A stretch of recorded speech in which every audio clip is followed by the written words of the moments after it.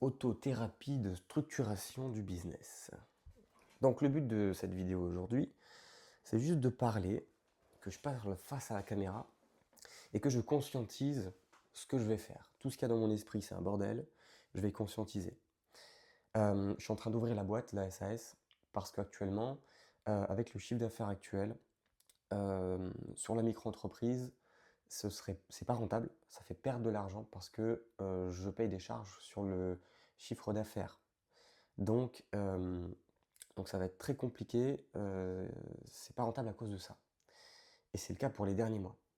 Par contre, avec la SAS, c'est pas le cas. C'est-à-dire que les chiffres actuels, à peu près à 25 000 euros par mois de chiffre d'affaires, avec une SAS, c'est rentable. Dans le sens où il va y avoir à peu près 3 000 euros de marge et, euh, et ça va permettre de sortir au moins, enfin 3 000 euros de marge avant Presta, et donc avant le fait que je puisse payer Steven, mon collègue à la prod, qui gère la production et l'expédition. Et tous les autres coûts sont calculés, c'est-à-dire les dépenses publicitaires, les dépenses frais de carte bancaire, etc. Alors juste pour rappeler le truc, pour, si jamais quelqu'un vient sur la vidéo, bon peu importe, euh, en gros j'ai une marque de boisson qui s'appelle H2O+, euh, au sein d'une entreprise qui va s'appeler la French Factory. Euh, et le but de cette boîte, c'est juste de créer des boissons innovantes qui soient plus saines que des canettes de soda, qui soient plus saines que euh, de, une mauvaise habitude d'hydratation. L'idée, c'est de se motiver à boire avec les Frenchies, des petits sirops, zéro sucre, avec des arômes naturels, des minéraux. Euh, donc c'est top à la fois pour les sportifs, mais aussi pour des personnes euh, qui veulent s'aider à boire plus dans leur quotidien et mettre une dose un peu plus légère et juste aromatiser leur eau.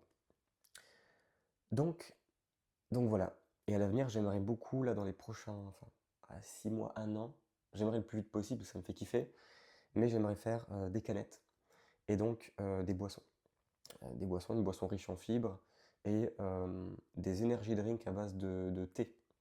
Donc qui sont aussi accessibles aux femmes enceintes, mais qui sont aussi accessibles à tout le monde avec un goût d'énergie drink, mais par contre beaucoup moins sucré et aussi avec beaucoup moins de caféine, pour éviter les effets négatifs de la caféine qui sont la nervosité, la transpiration, des choses que les gens ne remarquent pas forcément, mais tu vas boire un Red Bull ou deux, déjà c'est beaucoup trop en termes de sucre, mais tu vas transpirer. Tu vas plus transpirer à ce moment-là, et si tu l'as jamais conscientisé, tu peux le conscientiser. Si tu bois 2 cafés, ou un ou deux cafés, tu vas un peu plus transpirer. Tu vas aussi être un peu plus stressé, un peu plus nerveux. Il me semble que ça élève un petit peu les niveaux de cortisol, et, euh, et c'est ça qui fait que ça augmente la vigilance. Ça aide à avoir plus, entre guillemets, d'énergie, à améliorer la vigilance. Mais ça a ses effets négatifs. Donc parfois, on pourrait vouloir un truc un peu moins caféiné. D'où l'idée de faire une marque d'énergie drink, mais vraiment avec un beau branding, un très beau design, un goût excellent. Il y a des choses qui sont déjà formulées, mais enfin déjà en partie formulées, mais qui peuvent pas sortir maintenant. L'idée là, c'est de réfléchir aux prochaines semaines. Actuellement, c'est très ric-rac. Avec 25 000 euros de chiffre d'affaires dans le mois, euh, s'il reste entre 3 000 et 5 000, même disons une moyenne de 5 000 euros, avec le recurring, il y a quand même une base de clients qui reviennent et qui donc participent à augmenter cette marge. Parce que ce qui fait qu'il y a une marge assez faible, euh, c'est les dépenses publicitaires. J'ai corrigé ça en mettant des enchères sur les ads. Et donc maintenant, on a des dépenses publicitaires qui sont plus stables, qui sont moins élevées en volume, et donc un coût par achat qui est plus faible. Et voilà. Le site, je l'ai amélioré de sorte d'atteindre un bon taux de conversion et de ne plus avoir à le toucher pendant au moins quelques semaines, voire même quelques mois. En tout cas, on va dire quelques semaines. Parce que j'ai plus envie d'y toucher, c'est beaucoup trop mentalement exigeant de, de faire des changements sur le site, de changer, tester le prix, tester les fiches produits, retirer des images, ajouter des images, voir quel texte il marche, quel texte marche pas. Enfin bref, il fallait le faire, mais maintenant j'ai plus envie de le faire. Et là, le taux de conversion est en moyenne entre 5 et 8% par jour.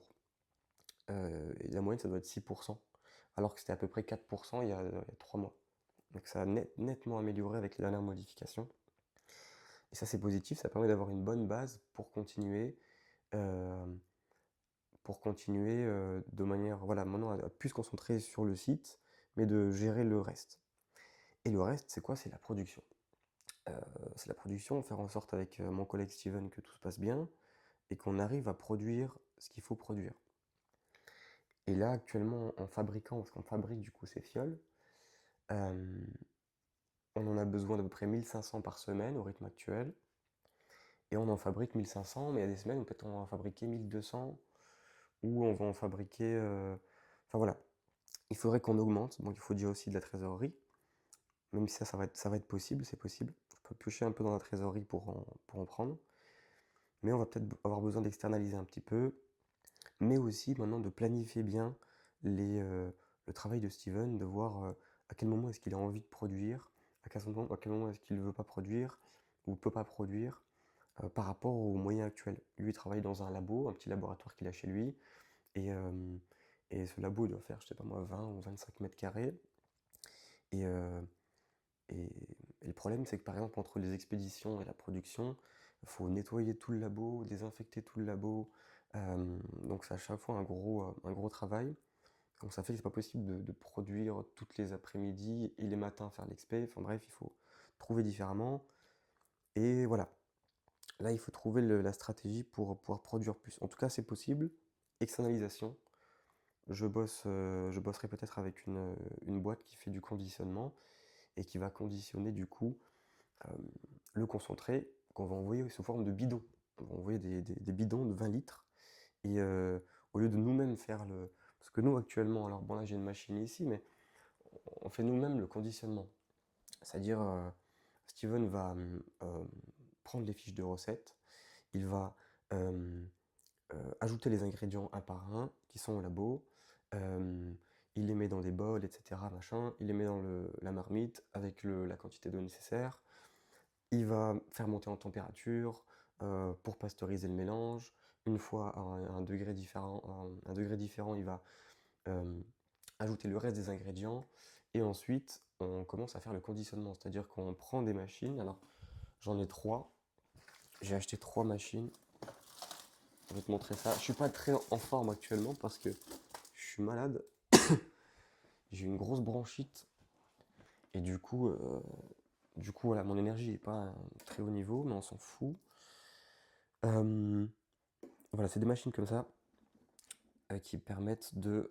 bon, celle-ci, c'est une machine qu'on a encore quasiment jamais utilisée à part une fois pour un test et qui s'est bouchée. Donc c'est une autre, mais c'est des machines avec des tubes et avec des, des systèmes soit de remplissage toutes les X secondes, soit un remplissage avec une pédale. Et bref, tout ça pour dire que c'est encore assez lent.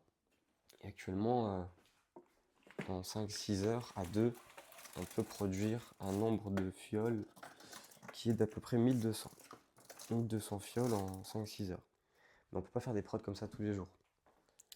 Déjà parce que si moi je suis à la production avec lui, euh, bah du coup je peux pas faire de prospection, je peux pas gérer la boîte en fait. Euh, et si plus on croit, plus je dois y être, ça va poser un gros problème. Parce que, ben voilà, je serai pas dispo, je peux pas répondre au téléphone quand on est au labo, euh, je peux pas, euh, je peux pas gérer les appels, donc je peux pas continuer à prospecter, à faire venir du cash dans la boîte. Donc on va externaliser le conditionnement petit à petit. Et du coup, bon, c'est cool. En tout cas, les nouvelles sont bien parce que ça évolue de la bonne manière. Toutes les semaines, il y a eu plus de commandes. Sauf là, depuis les 3 derniers mois, où c'est stabilisé. Euh, c'est stabilisé à peu près, voilà, je dirais dans les 1500 flacons par semaine. Et, euh, et en gros, ça fait j'ai peut-être 1300 commandes par mois. Et donc, ça doit être à peu près une trentaine de commandes par jour. C'est pas difficile à gérer en termes de logistique, mais par contre, en termes de prod plus logistique, des fois ça peut bloquer sur ces prods. Mais on peut pas faire des prods trop souvent à cause de ça. Donc voilà, il y a ça à régler. C'est pas du tout digeste, hein, cette vidéo-là. Je sais pas si quelqu'un va la regarder, mais le but principal vraiment, c'est que je puisse au moins réfléchir à ce que je fais et, que voilà, que je structure mes pensées par par la parole, on va dire. Et au lieu de payer un psy qui va écouter, ou un coach de je ne sais quoi qui va écouter ce que je dis, ça va le faire chier parce qu'il a juste à écouter, ben je vais m'auto-écouter en faisant ça. Bien sûr, je vais pas réécouter la vidéo, mais à moins peut-être plus tard, à la limite, mais voilà, l'idée c'est de parler. Comme ça, là, je sais où j'en suis. Et donc, les prochaines choses à faire, c'est quoi? Et bien déjà là, c'est d'ouvrir la boîte. Donc là, j'ai terminé le document que j'avais à remplir. J'attends juste encore une information. Je remplis cette information, je l'envoie au cabinet de comptable et qui va me renvoyer les documents avec les machins, avec une genre de feuille pour faire le dépôt de capital à la banque. J'ai eu la banque ce matin, je vais envoyer tout ça. J'avoue que en fait j'ai eu une sorte de traumatisme quand j'ai été voir un comptable avec mon père. Parce que lui, pour sa boîte, il avait choisi ce comptable, donc il m'a conseillé de au moins discuter avec lui. Euh, Moi déjà j'avais une peur, pas une peur, mais ouais, déjà j'ai une phobie administrative comme beaucoup, mais au niveau un niveau très élevé. Vu que j'ai un trouble de l'attention, j'ai encore plus de difficultés avec l'administratif. C'est-à-dire que c'est extrêmement compliqué. En plus, je sais que quand je le fais, j'avance pas, entre guillemets. Euh, J'avance pas dans la direction qui est de voilà, enfin, amener des distributeurs, par exemple, ou améliorer la boutique en ligne pour améliorer les résultats, écrire des emails. Enfin bref, du coup, j'avance pas et donc ça me bloque encore plus.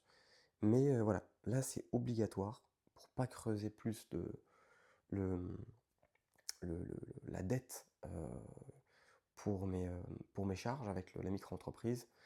Là, il faut absolument changer parce que c'est pas viable, c'est pas rentable avec les charges en micro, donc il faut la SS absolument. Donc ça, je le fais actuellement, c'est en train d'être fait et dans une semaine, c'est bouclé. Et pour l'instant, je suis comme psychologiquement bloqué tant que j'ai pas tout validé avec la boîte, et que tout est fait, tout est envoyé, papier envoyé, tout ça. J'arrive pas du tout à me mettre dans l'idée de continuer enfin, d'aller chercher des nouveaux magasins, etc. Il faut absolument que ça se soit fait.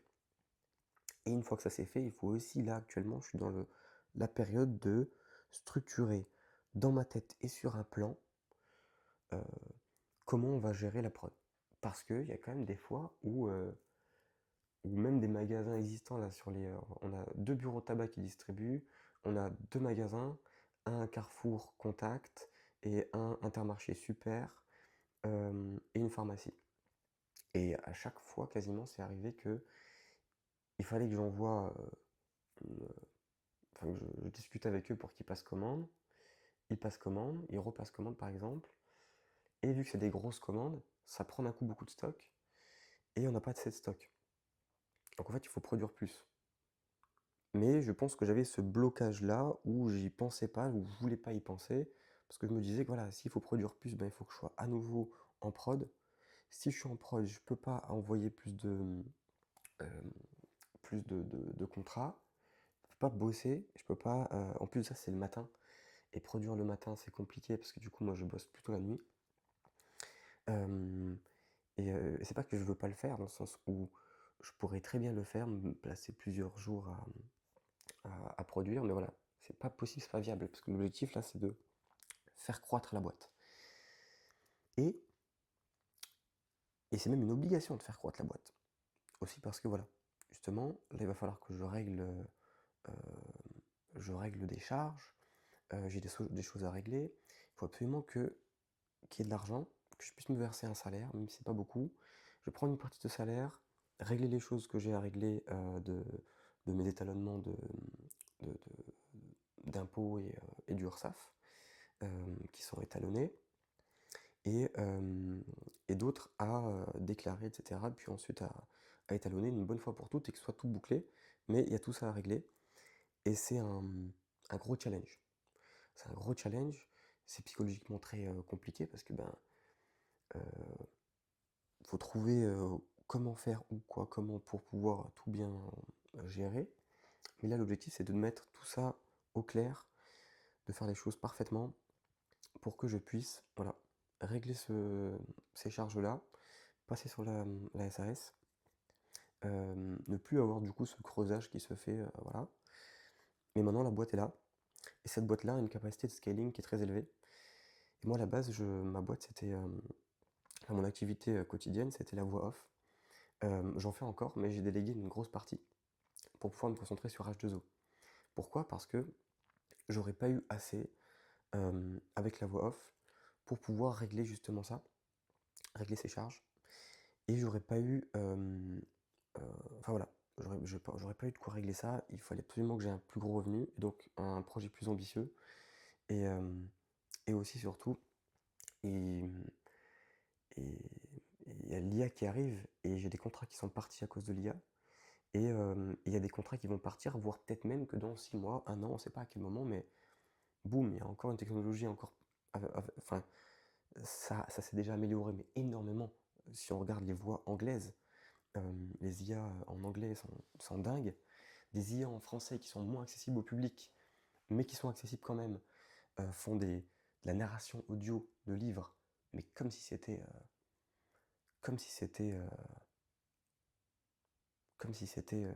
un humain. On peut même pas distinguer. Donc en fait, de gros danger sur mon emploi, il fallait absolument que je lance une autre boîte qui me permet de, un, régler les charges sur un contrôle que j'ai eu il y a quelques années, enfin d'il y a quelques années à régler, euh, euh, puis reprendre bien un jour les dernières charges, et en même temps vivre, c'est-à-dire avoir un salaire pour vivre mais en gérant ça. Compliqué. Et de pas du coup se faire écraser, et donc, enfin, de pas perdre l'emploi avec l'IA, et donc il faut lancer quelque chose, quoi.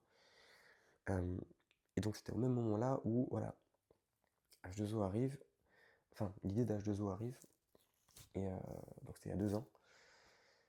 Et donc maintenant, bon, c'est cool parce que ça y est, c'est le moment où il y a du chiffre, euh, il y a du chiffre, il y a des clients satisfaits, des clients qui reviennent, euh, euh, une traction dans les magasins, ça fonctionne bien avec les magasins rachètent, donc il y a moyen de faire plein de magasins. Mais voilà, c'est pas sans challenge, quoi. Et mine de rien, putain, c'est compliqué à gérer là, tout ce truc de logistique, d'achat, parce qu'il faut bien. Enfin bref, voilà. Là, il faut bien que je structure, et je suis dans le moment où c'est compliqué parce que il y a plein de trucs un peu inconnus. Là, l'ouverture de la boîte, il va falloir faire des trucs un peu. Voilà, les charges vont être énormes. Les charges pour se payer un salaire, c'est énormissime. Mais il va falloir le faire. Et il va falloir, du coup, euh, viser gros et viser intelligemment. Du coup, voilà, en fait. Voilà. Je sais pas, en fait. Et je sais qu'il y a quelque chose qui me met dans un état un peu de flou, de brouillard mental, et qui m'empêche En fait, je sais même pas, par exemple, aujourd'hui, si ça se trouve, c'est parce que j'ai pas encore fini mon document. J'ai pas encore envoyé, du moins, le document pour la boîte. Et que du coup, ça me met dans un brouillard mental où j'ai l'impression d'être perdu, de pas savoir vraiment qu'est-ce que je fais, où est-ce que je suis en pause, et à quel moment, machin. D'un côté, je suis aussi en pause. Peut-être que je dois assumer ça, c'est-à-dire que je sois actuellement sous une forme, voilà, dans une forme de pause, ou doit être déjà même forcé à cause de la maladie, là, pour la grosse bronchite, qui m'a forcé à, voilà. J'ai été malade aussi il y a 3 semaines, et ça peut être dû à ça, c'est-à-dire trop de stress, trop trop d'anxiété, trop de pression. Il y a des moments où je bossais vraiment beaucoup, extrêmement, on va dire.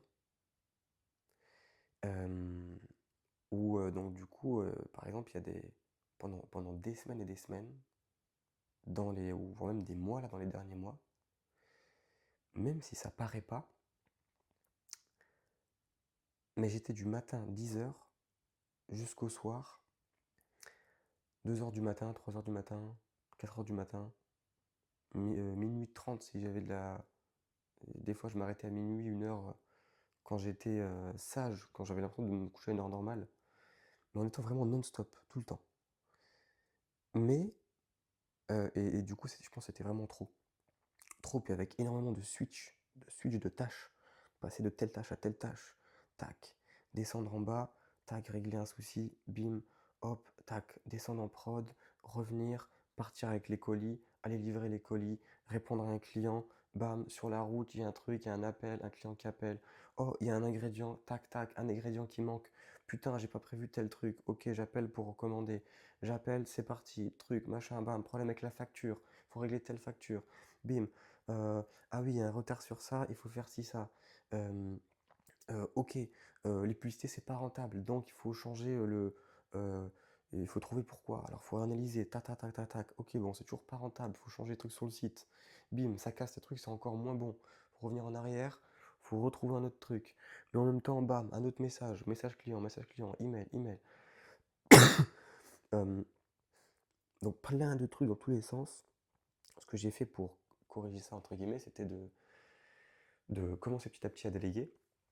Mais quand tu es dans ce jus, c'est très difficile à mettre en place parce que tu es justement dans le jus et donc perdre 6 heures à faire euh, un onboarding avec un freelance par exemple pour gérer le service client, bah, du coup je le repoussais un peu euh, parce que voilà, compliqué de le placer.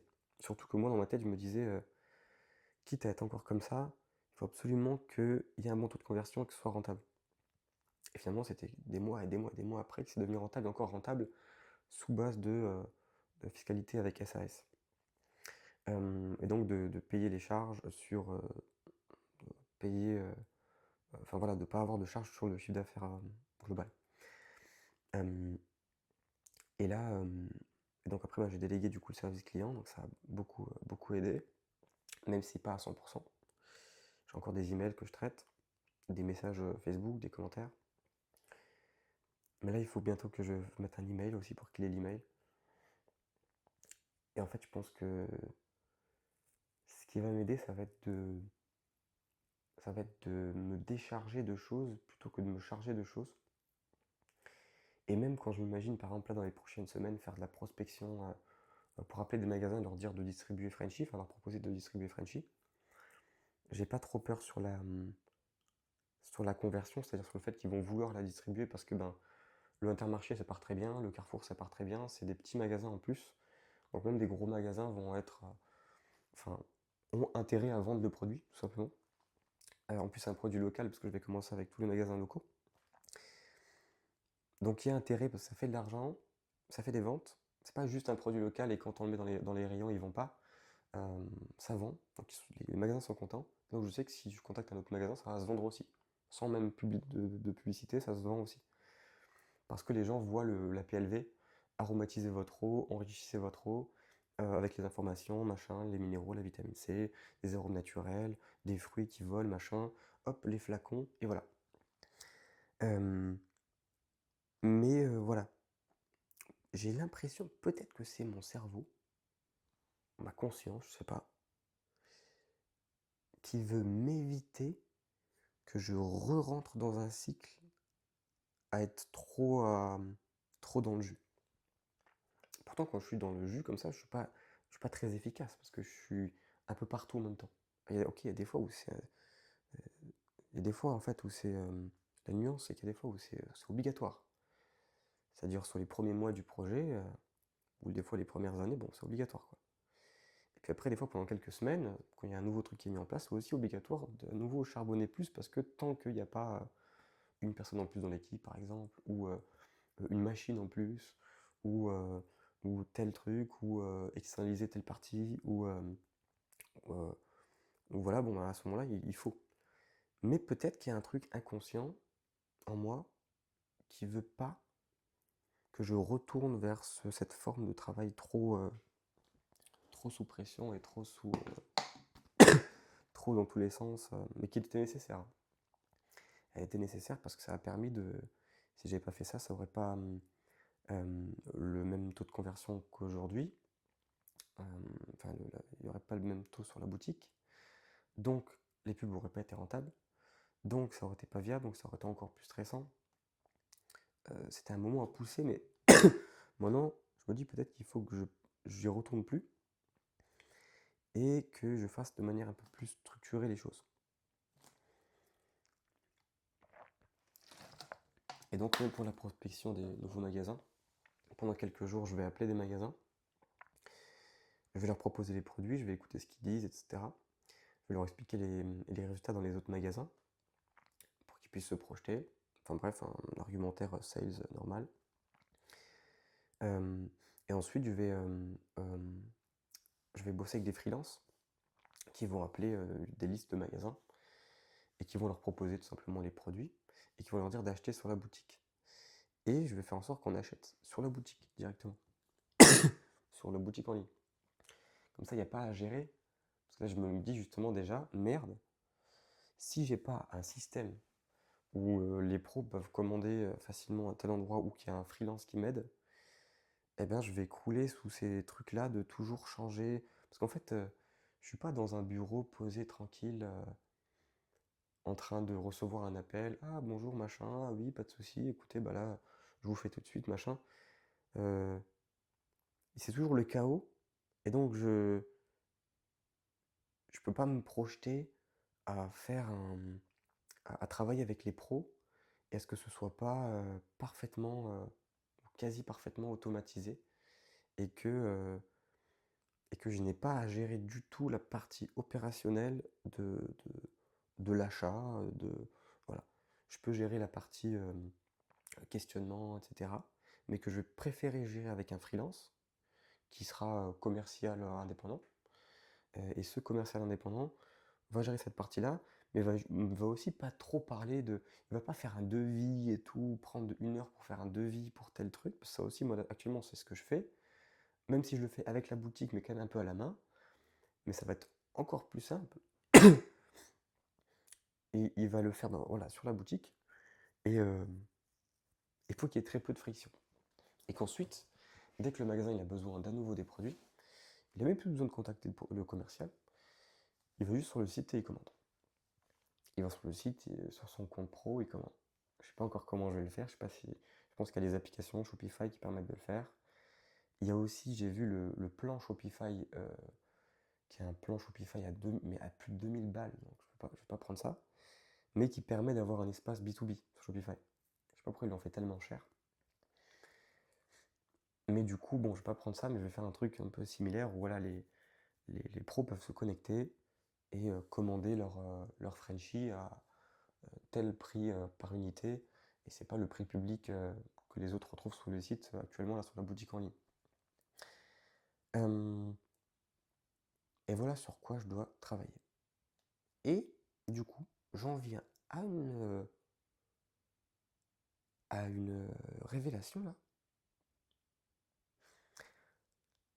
C'est que je crois que ça y est. Je crois que c'est ça qui me bloquait. Parce que comme je disais, j'ai eu l'impression dans les dernières semaines d'être un peu bloqué psychologiquement à avancer. Et en fait, je pense que c'est parce que justement, j'avais tracé dans mon esprit un chemin linéaire de bon, ok, maintenant les pros ça fonctionne, ben, je vais commencer à appeler des magasins ou je ne sais quoi. Alors que non, je vais faire juste des systèmes. Et tant que j'ai pas le système, je vais pas faire de pro. Et en plus, pareil aussi, tant qu'il n'y a pas assez de stock, je vais pas faire les pros. Donc il faut régler ces deux choses-là. Et du coup, ben, ça me débloque là psychologiquement, tu vois. De savoir que je vais faire un système qui va pas me faire m'écrouler. pour qu'il soit scalable. Parce que si il m'écroule, entre guillemets, il n'est pas scalable. Et mon besoin, c'est que ce soit scalable. Donc il faut que je bosse 2-3 semaines pour faire un système.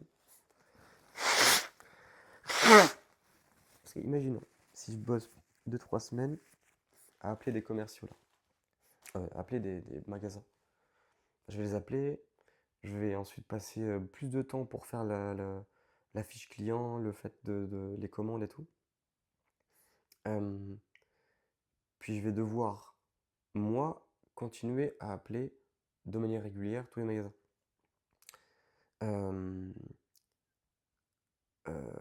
Alors que c'est pas là où je suis le plus bon. Moi, mon focus, il doit être sur la création de nouveaux produits, ou sur l'amélioration des produits actuels, ou sur rajouter des nouvelles saveurs pour ce qui fonctionne déjà sur les Frenchies. Même avant de créer des nouveaux produits, c'est ce que je kiffe faire, donc c'est ce que j'aimerais faire le plus vite possible, mais avant ça, il faut scaler ce qui marche. Et qui dit scaler ce qui marche, dit qu'en parallèle d'avoir des commerciaux qui sont en train de signer les nouveaux magasins, de leur préparer les fiches que nous on expédie ensuite les fioles chez eux. En parallèle de ça, il va falloir que je me remette à faire un peu d'ads, quelques publicités, et aussi corriger le problème de tracking sur le site. Problème de tracking qui fait que Google Ads ne traque pas les conversions actuellement. Donc j'ai du budget qui tourne. Je pense, après beaucoup de tests, que c'est rentable, ça amène du cash, mais sans savoir exactement de combien, sans savoir exactement le retour sur investissement. Et parce qu'il y a eu ce problème de conversion. Et ça, c'est un truc à régler. Et voilà. Et voilà.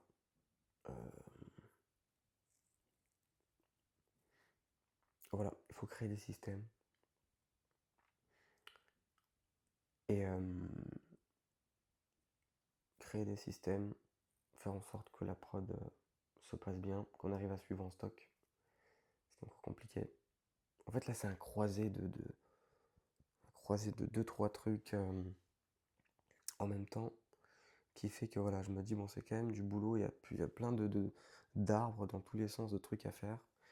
Je commence à me dire maintenant, je vais essayer de déléguer un peu à Steven la partie planification de ce qu'il veut faire, comment est-ce qu'il veut le faire. Même si de base, il gère son temps, il fait comme il le sent pour la prod et tout, et les expés, mais juste de pouvoir voilà, quantifier qu'est-ce qu'on fait, combien on fait de fioles en interne, combien on envoie en externe, et voilà. Et voilà. Et ouais. Et donc là maintenant, je vais couper cette vidéo et je vais envoyer le document pour valider avec le comptable. Et puis voilà. Ensuite, qu'est-ce que je vais faire en premier? Qu'est-ce que je devrais prioriser? C'est ça la question en fait. Là, j'ai l'arbre de plein de trucs. C'est pas énormément, mais il y a plusieurs points. Mais j'ai pas encore choisi vers quel point je vais en fait. Je pense que c'est ça qui me bloque aussi. J'ai pas encore choisi, ok, là, imagine, j'envoie mon document. Qu'est-ce que je fais après et qu'est-ce qui est le plus de base? Ces derniers mois, vu qu'il y avait tellement de trucs à faire en même temps, je faisais tout, voilà, tout en même temps. Ta ta ta ta ta ta, ok ça, ok ça, ok ça, ok un SMS, commander des trucs, ok tac, répondre à un email, ok bam, prendre la voiture, aller livrer, ok revenir, bam, ok aller chercher les cartons, ok bim bam bam. Euh, ok, maintenant si, ok, maintenant je mets sur le site, je check les publicités. Ok, j'améliore le site, je vérifie, tac, je lance une nouvelle pub. Hop, je reviens, je réanalyse les autres, enfin tout dans tous les sens. Et là maintenant j'ai besoin un peu de structurer et de peut-être me dire ok à la semaine je fais ça par exemple. Je vais essayer de faire ça. Et voilà, donc là, si je dois faire quelque chose, après avoir envoyé ces documents, qu'est-ce que ce serait? Pareil, j'ai toujours ce blocage en fait. Je crois que c'est le blocage, c'est ça, c'est que voilà, il faudrait que le cash ne rentre pas sur la. Enfin, il faudrait que ce soit que le compte en banque de la boîte soit ouvert et que le chiffre d'affaires rentre sur le. Enfin bref, c'est un truc un peu psychologique, mais ouais, je vais réfléchir à ça. Je vais voir ce que je fais en prochain. Soit de prendre quelqu'un pour gérer Google Ads, pour voir, enfin pour mettre le tracking de Google Ads, pour voir d'où viennent les ventes, enfin quantifier les ventes de Google. Soit je je me mets sur la création des emails, parce que ça doit être un des trucs top priorité à faire. Donc rédiger les emails et le flow d'emails. Mais ça voudrait dire ne pas faire le truc pro. Je suis à nouveau en train de penser au online.